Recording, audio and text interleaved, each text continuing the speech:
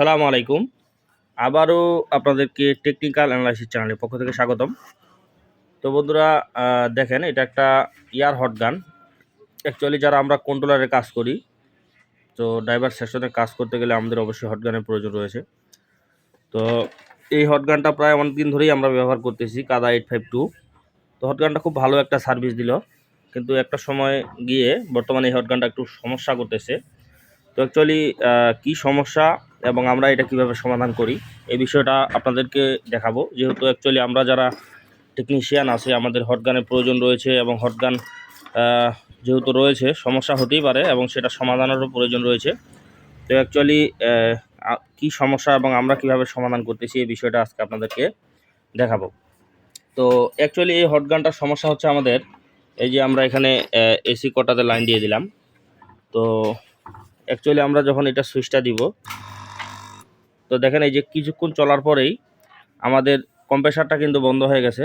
দেখেন নিচে যে হিটটা রয়েছে, হিটের বাতি এটা টিপ করতেছে, বাট এয়ারের বাতি মানে যে বাতিটা রয়েছে অর্থাৎ কম্প্রেসার যেটা রয়েছে, কম্প্রেসারটা কিন্তু কাজ করতেছে না। এটা কিন্তু হিট হচ্ছে প্রচুর পরিমাণ, কিন্তু কোনো রকম হাওয়া নেই। তো অ্যাকচুয়ালি আমরা এখানে আমাদের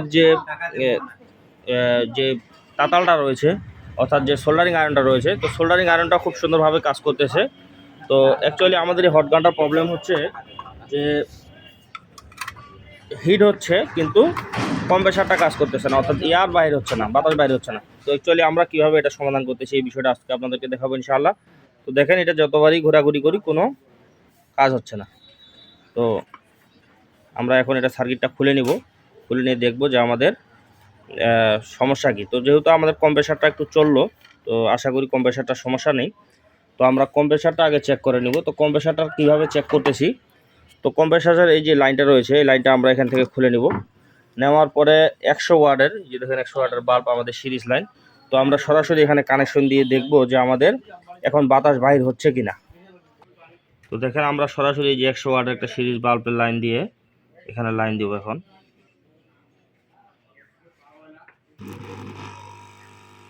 তো দেখেন আমাদের কম্প্রেসারটা কিন্তু খুব সুন্দরভাবেই চলতেছে।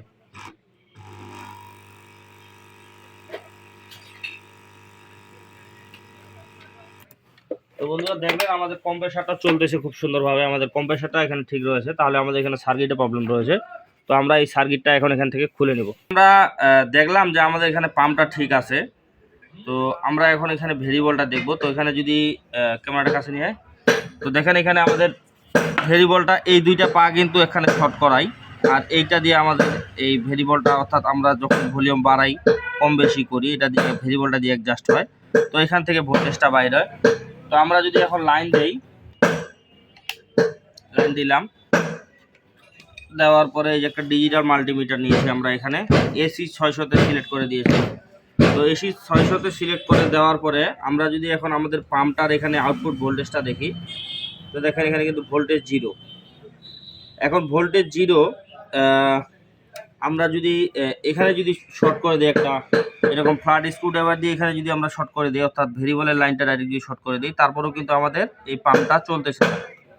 তো এই পাম্পটা না চলার কারণ হচ্ছে আমাদের এখানে ভোল্টেজ আসতেছে না, তার মানে আমাদের এই ভেরিয়েবলটা ঠিক আছে। তো আমাদের হচ্ছে এই পাশে হচ্ছে নিউট্রাল আর এই পাশে হচ্ছে ফেজ, অর্থাৎ ফেজটা আমাদের কন্ট্রোল হয় এখানে, আর নিউট্রালটা সরাসরি দেওয়া আছে সার্কিটের মাধ্যমে।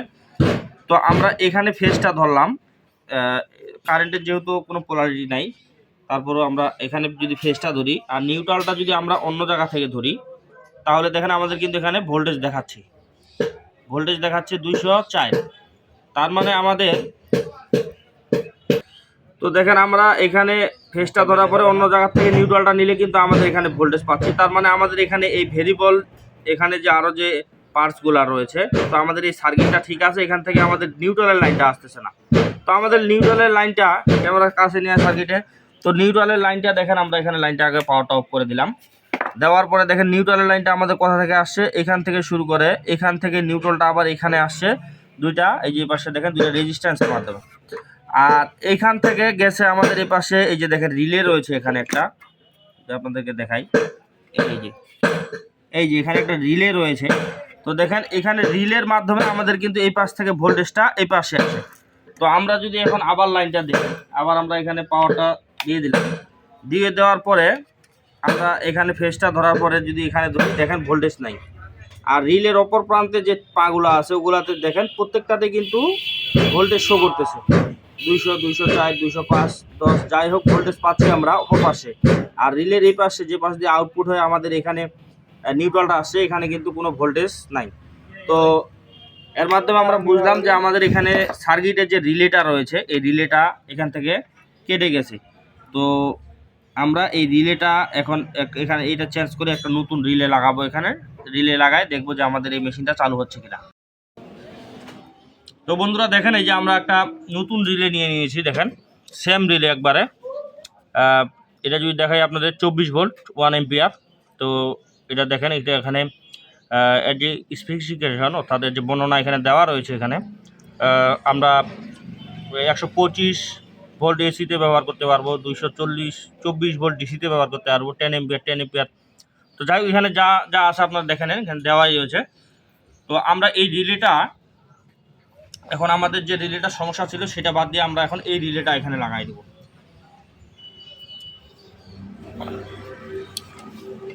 তো অ্যাকচুয়ালি আমরা যারা কন্ট্রোলারে কাজ করি, তো হট গান আমাদের একবারে নিত্য প্রয়োজনীয় একটা জিনিস, সব সময় কাজে লাগে। তো এগুলো যদি নষ্ট হয়ে থাকে তা আমাদের জন্য অসুবিধা। টুকিটাকি এই বিষয়গুলো আমাদেরকে অবশ্যই জানতে হবে যেন আমরা নিজেরাই খুব সহজে এটা সমাধান করতে পারি। তো দেখেন আমরা এখন খুব ভালোভাবে এটা এখানে আবার পুনরায় যেভাবে ছিল ওইভাবে সোল্ডারিং করে দিব।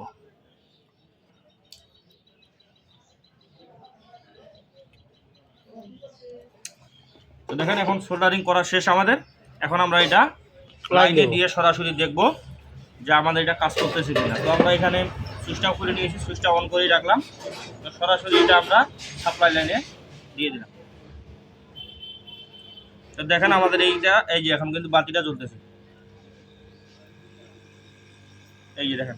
আপনাদেরকে যদি শোনাই তাহলে এই পাম্পটা কিন্তু এখন সাউন্ড করতেছে এবং চলতেছে, যেখান থেকে ইয়ারও বাহির হচ্ছে, যদিও বাতাসটা আপনাদেরকে দেখানো সম্ভব না, বুঝতে পারতেছেন এখন কিন্তু এটা চলতেছে। এই যে এই যে সব কিছু ঠিক আছে এখন। তো আমাদের এটা সম্পূর্ণভাবে মেরামত হয়ে গেল। তাহলে আমাদের যে বাতাসটা বাইরে হচ্ছিল না, তো এটার একমাত্র কারণ হচ্ছে আমাদের এটা রিলেটা। তো অনেক সময় আমাদের এই যে এখানে ভলিউমটা আছে, যে ভেরিয়েবলটা আছে, এটারও সমস্যা হয়, এটার কারণেও এই ধরনের সমস্যা দেখা দেয়। তো বন্ধুরা ঠিক আছে, আপনারা দেখলেন যে আমরা কীভাবে সমস্যাটা সমাধান করলাম। আপনারা এই ধরনের সমস্যা বললে অবশ্যই এইভাবে সমাধান করতে পারবেন ইনশাআল্লাহ। তো এতক্ষণ ধরে আমাদের ভিডিওটি দেখার জন্য অসংখ্য ধন্যবাদ। আপনি যদি আমাদের চ্যানেল নতুন ভিউয়ার্স হয়ে থাকেন তো অবশ্যই আমাদের চ্যানেলটিকে সাবস্ক্রাইব করে দেবেন। সেই সাথে আমাদের ভিডিও ভালো লাগলে অবশ্যই লাইক কমেন্ট শেয়ার করতে ভুলবেন না। আর যদি আপনি এই ধরনের ভিডিও দেখতে পছন্দ করেন তো অবশ্যই আমাদের চ্যানেলটিকে ভিজিট করতে পারেন। আশা করি আপনার উপকারে আসবে। তো বন্ধুরা সবাই ভালো থাকবেন। আসসালামু আলাইকুম ওয়া রাহমাতুল্লাহি ওয়া বারাকাতুহু।